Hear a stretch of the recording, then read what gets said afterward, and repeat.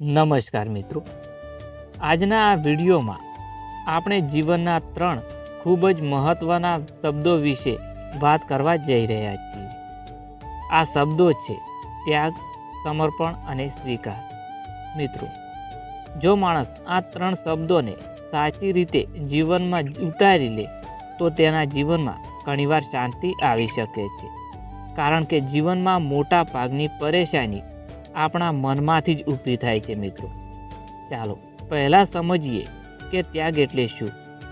મિત્રો, ઘણા લોકો એવું માને છે કે ત્યાગ એટલે બધું છોડીને જંગલમાં જતું રહેવું, પણ સાચો ત્યાગ એવો નથી. મિત્રો, ભગવદ્ ગીતામાં શ્રી કૃષ્ણ કહે છે, સાચો ત્યાગ એટલે આસક્તિનો ત્યાગ.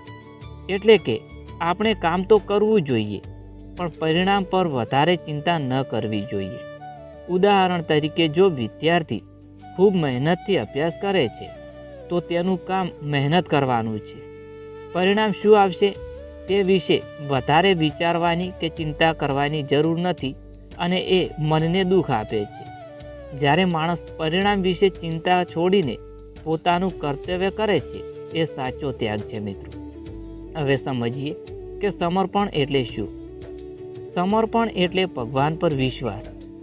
ઘણા વખત માણસ જીવનમાં બધું કંટ્રોલ કરવાનો પ્રયત્ન કરે છે, પણ હકીકતમાં બધું આપણા હાથમાં નથી. મિત્રો, જેમ ખેડૂત ખેતરમાં બીજ વાવે છે, પાણી આપે છે, મહેનત કરે છે, પણ વરસાદ પડશે કે નહીં એ ભગવાનના હાથમાં છે. આથી ખેડૂતે મહેનત કરે છે, પણ અંતમાં ભગવાન પર વિશ્વાસ રાખે છે. આ ભાવને સમર્પણ કહેવાય છે.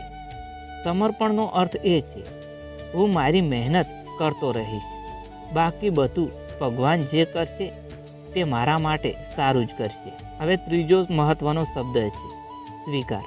સ્વીકાર એટલે જીવનમાં જે થાય છે તેને સમજદારીથી સ્વીકારી લેવું.